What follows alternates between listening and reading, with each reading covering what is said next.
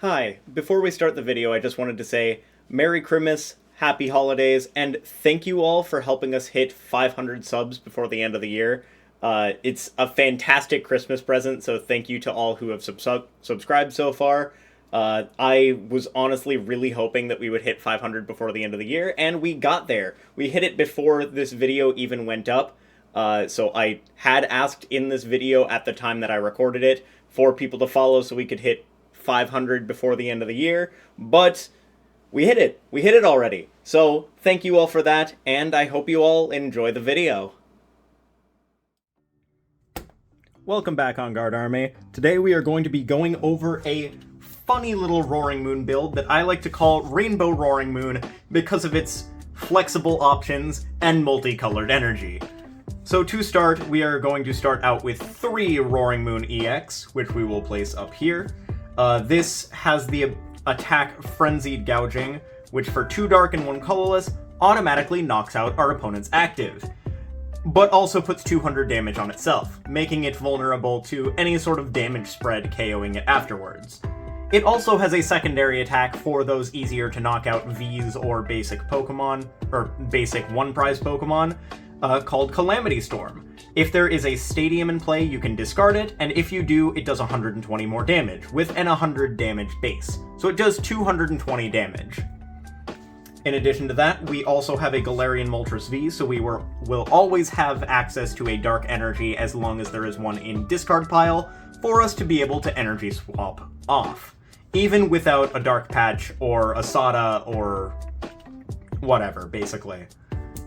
It has Dire Flame Wings to do that, and then it can also swing for 190, which does 30 damage to itself as well. Another Dark-type 2-prizer that damages itself when it swings. Then we have Morpeko, which has the ability In a Hungry Hurry. If this Pokemon has no energy attached to it, it has no retreat cost. It also has an attack for 2 Dark Energy that does 70, and then moves 2 Dark Energy to another Pokemon in play, which we could use to move to a Roaring Moon, a Moltres, or one of our other attackers as the colorless cost for those. Then we have a Squawkabilly EX. This has the ability Squawk and Seize, which on the first turn of the game we can discard our hand and draw 6 cards. A great early game burst draw option to be able to draw into our Sadas, Energy Switches, and Dark Patches in order to try and get a turn 1 knockout. We also have Lumineon V to search out a supporter from our deck, which is great throughout the entire game. We can grab any of our 4 Sadas, we can grab our 1 Iono, or our 1 boss. Then we also have Radiant Greninja. This makes it easy to get our energy into our discard pile while drawing some cards to be able to fuel our Sadas. Following that, we have the 3 dogs. We have Raikou, Suicune, and Entei, for the 3 different energy colors. Theoretically, these could be any other attackers. This could be like a Shaman V, it could be a Galarian Zapdos V. I wanted to do the 3 dogs for the aesthetic purposes, so this is what we're going with right now. All of them have the same attack. They have Lightning Rondo, Blizzard Rondo, and Burning Rondo, which does 20 plus 20 more damage for each bench Pokemon. They all also have the same ability, Fleet-Footed, which, while in the active, allows you to draw a card. This is also a great consistency option, as well as them all being decent attackers without needing to damage yourself in order to get KOs, and hit a multitude of weaknesses. Again, you could also play Shaman V if you want to win more against Dark-type decks, or you could play Galarian Zapdos V, which would help heavily against decks like Miraidon or Arceus decks if they happen to pop back up. Then we have 4 Professor Sada's Vitality. These are the main supporter of the deck. It says choose up to 2 of your ancient Pokemon and attach a basic energy card from your discard pile to them. If you attached any energy in this way, draw 3 cards. This is to accelerate to our Roaring Moons, and then we could also theoretically energy switch off of them, because we can accelerate any colored energy with this, not just our Dark-type energy. In addition to that, we also have an Iono and a Boss's Orders as our additional supporters. We have Iono for more draw as well as disruptive draw, so we can, if our opponent is like super far ahead in the game, we can Iono them and then make them less likely to be able to win the game off of whatever hand they have. And then we have Boss as a way to gust our opponent. We also have other gusting options in Cross Switcher, but we'll get around to that when we get to that part of the list. We have 4 Ultra Balls here to discard 2 cards from our hand and search our deck for any Pokemon. This can grab us... It can discard us energy, first off. It can grab us any of our Pokemon from our deck, including Lumineon to grab a supporter. It's just able to grab any Pokemon card from our deck. Then we have 4 Battle VIP Pass, because this is the most broken ball search card in the game, which technically it's not a ball, it's a pass. It's a VIP pass. But on the first turn of the game, we can search our deck for 2 basic Pokemon and put them directly onto our bench. This is great for grabbing like Squawk and Greninja for draw, or our Roaring Moons, or whatever we need specifically in the matchup. Normally it's just to get a board state as quickly as possible, to be able to draw and try and get a turn 1 knockout, because most of the time this deck will want to go first. Then we have a Hisuian Heavy Ball.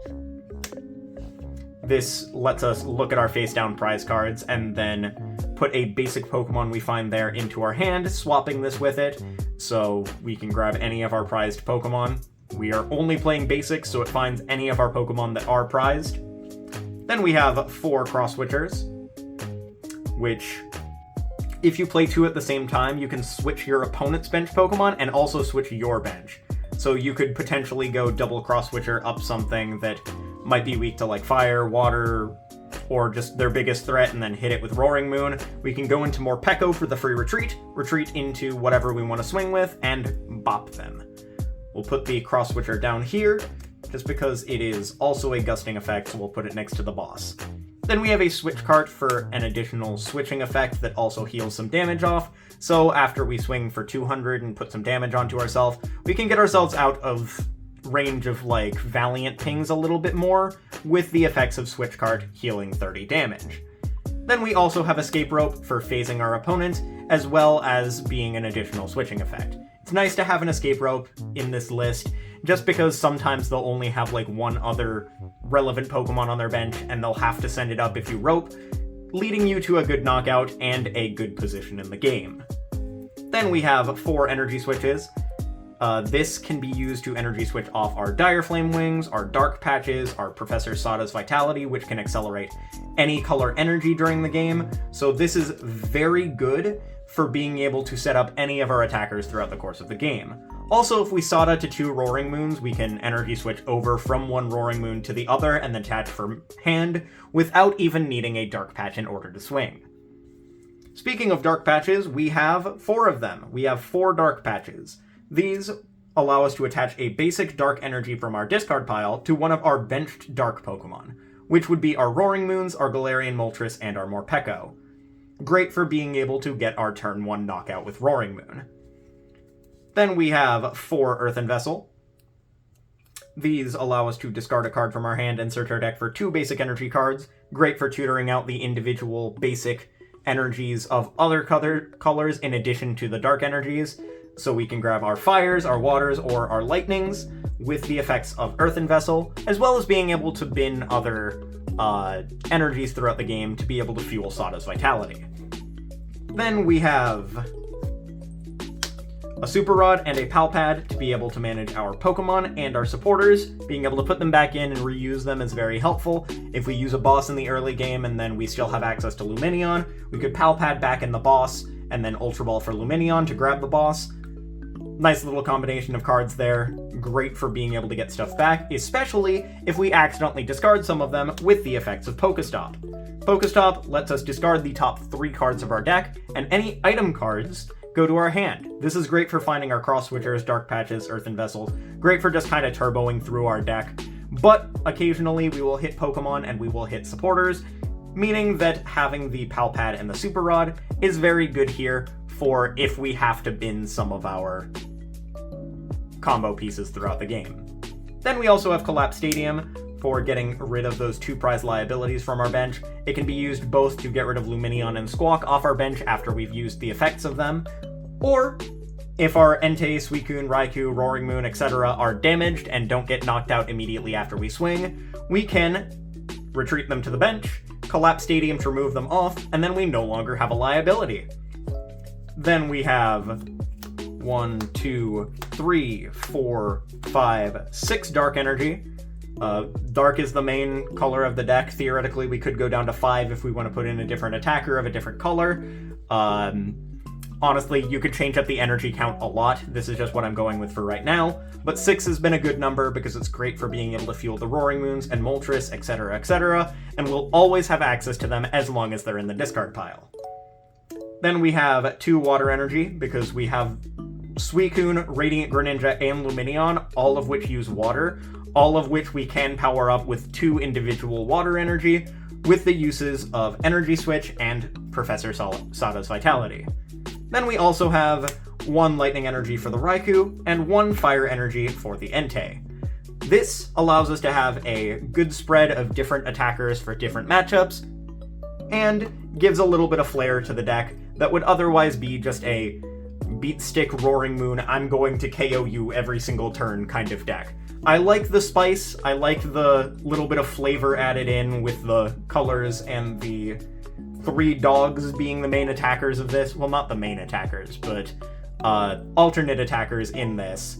Attackers that can be used in Roaring Moon. So this is Rainbow Roaring Moon, and I hope you enjoyed this video. Leave a like and subscribe if you did. I am almost at 500 subscribers. I'm hoping to hit 500 by the end of the year. I think that would be very cool. It would be a great Christmas present if you would like to leave a subscription. And also let me know in the comments below if there's any other lists you want to cover. But this has been Rainbow Roaring Moon. Hope you enjoyed, and I will catch you all later.